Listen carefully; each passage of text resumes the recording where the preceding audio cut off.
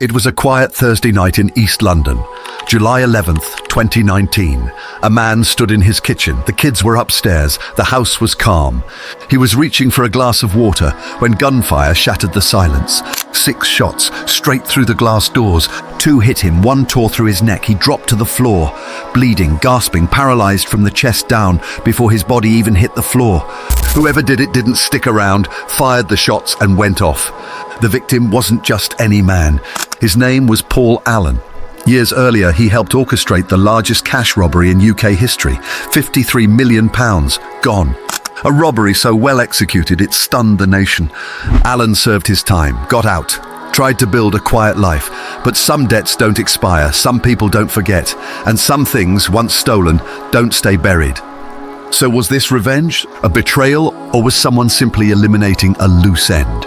This is the story of a man who couldn't outrun his past, and the long, cold hands that finally reached for him. Before the shooting, before the wheelchair, before he became a target, Paul Allen had already lived through something most people only see in movies. February 2006, Tunbridge, Kent. A group of men disguised as police officers stormed the Securitas cash depot. They'd kidnapped the manager and his family at gunpoint the night before, then used them as leverage to get inside.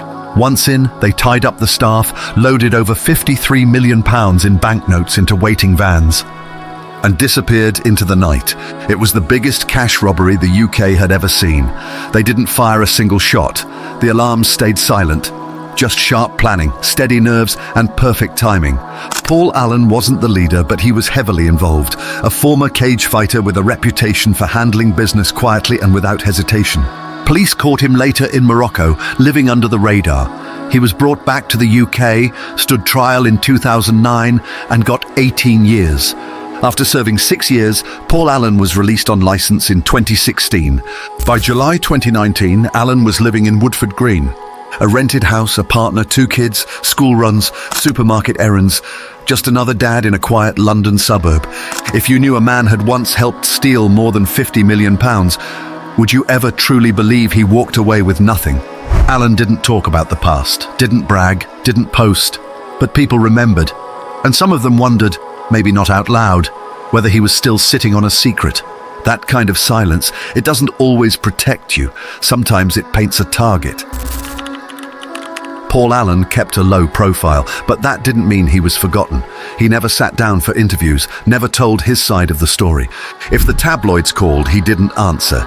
He didn't need the attention. He'd had enough of it. But even in silence, he stood out. People in the area knew who he was, or thought they did. A few recognized his face. Some kept their distance. Others whispered his name like a rumor that hadn't died yet. And whether he meant to or not, Allen lived like a man who understood he could be recognized anywhere, always aware of his surroundings, always a little inward, eyes up when walking through a car park, careful when pulling out of the driveway. Was it paranoia, or did he feel something the rest of the world hadn't caught up to yet? He didn't look over his shoulder, at least not often, but there was a kind of stillness in the way he moved. A man staying out of trouble or hoping it wouldn't catch up. What he didn't know was that someone had already picked up his trail. They weren't making noise, they weren't rushing, but they were watching closely, patiently. And while his day-to-day life stayed calm on the outside, the calm was starting to crack. By early summer 2019, the people tracking him were getting closer, and he had no idea how close. It was a Thursday night, warm, quiet, July 11th, 2019. Paul Allen was at home in Woodford Green, not expecting company. His kids were upstairs. The house was still. He walked into the kitchen for a glass of water just before midnight. 6 bullets punched through the glass doors. 2 of them hit him. 1 hit near the throat, grazing vital structures. The other tore into his torso and collapsed a lung. He dropped to the floor instantly. The nerves in his chest and spine stopped responding almost immediately. He was awake, aware, but couldn't move. The shooter never stepped inside. They didn't shout, didn't even check to see if he was dead. They left as quickly as they came, blending back into the night like it had been nothing more than routine. Upstairs, his partner called emergency services. Paramedics arrived fast. Allen was rushed to the hospital. He survived, but the damage was irreversible, paralyzed from the chest down. Whoever pulled the trigger didn't want anything from him. They weren't trying to scare him. They came to end something, and it wasn't random. In the days that followed, police combed the scene. CCTV footage showed a black Volkswagen Golf circling the street multiple times before and after the shooting. Alan's car, investigators would later discover, had been fitted with a tracking device. Someone had been monitoring him, his routines, his comings and goings, waiting for the right time to strike. He never saw it coming. And as detectives started piecing the story together, they realized this was just the beginning of a much larger trail. In the aftermath of the shooting, detectives focused on one question. How did someone get close enough to track Paul Allen's every move without him ever knowing? The answer came from underneath his own vehicle, a magnetic GPS tracker, small, hidden, quiet. It had been feeding location data to someone for days, maybe weeks. That's when the digital trail began to unfold. One name surfaced first, Daniel Kelly, a known figure in quiet criminal circles. He wasn't flashy, but he was connected, and more importantly, he was methodical. Phone records placed Kelly in the area around the time of the shooting, but texts and calls showed he wasn't working alone. Louis Ahern, Stuart Ahern, brothers, both with prior arrests. Both are regularly in contact with Kelly. Police started looking into their movements, and what they found took the case in an entirely unexpected direction. 5 weeks before the shooting, all three men had boarded a flight out of the UK. Destination, Geneva, Switzerland. On the night of June 2nd, 2019, a break-in was reported at the Museum of Far Eastern Art. It wasn't some random smash and grab. This was planned, deliberate. They took £2.8 million worth of Ming Dynasty artifacts, moved with gloves, packed cleanly. Surveillance was limited, but Swiss investigators knew it wasn't local. The Geneva theft was already on Interpol's radar. And now, the same three men were showing up on the radar of London's Serious Crime Squad for something even more dangerous. Investigators found attempts to sell the artifacts in Hong Kong. The sale failed. The men came home. But just weeks later, Paul Allen was nearly killed. The timing couldn't be ignored. What wasn't clear yet was the motive. Was Allen connected to that heist? Or had one of these men known him from before? From prison or from the Securitas days? There were still missing links, but police were closing in, and it wouldn't be long before everything started to connect. By mid-2020, the investigation had gone quiet in public, but behind the scenes, the net was tightening. Police had names, they had phone logs, but what they didn't have was hard evidence, until something unexpected surfaced from the bottom of the River Thames. A fisherman reported seeing a damaged iPad tangled in river weeds near the Greenwich shoreline, waterlogged, cracked, unusable at first glance. But when digital forensics got their hands on it, they recovered enough from the internal storage to pull a single active SIM card registration and a trail of GPS logs from months before the shooting. The device had been connected to Daniel Kelly, and those GPS logs, they matched the movements of Paul Allen's vehicle almost exactly. Investigators now had proof that Allen's location had been tracked in real time. And the iPad's last few locations, parked within a few streets of Allen's home, days before the shooting. Whoever discarded that iPad didn't think anyone would find it, but it turned out to be the single most critical piece of digital evidence in the case. As tech analysts dug deeper, cross-referencing device data, travel records, and financial footprints, a disturbing pattern began to emerge. Kelly had traveled extensively in the months before the attack. Flights to Geneva, layovers in Amsterdam, one flagged transit through Istanbul. His accounts showed wire transfers, burner phone purchases, hotel stays under fake names. The Ahern brothers weren't as careful.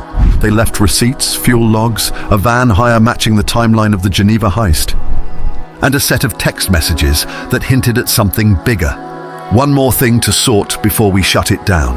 That message was sent just 3 days before Paul Allen was shot. The implication was becoming clearer. Allen hadn't just been a loose thread. He was a liability. Or worse, he might have known something or had something.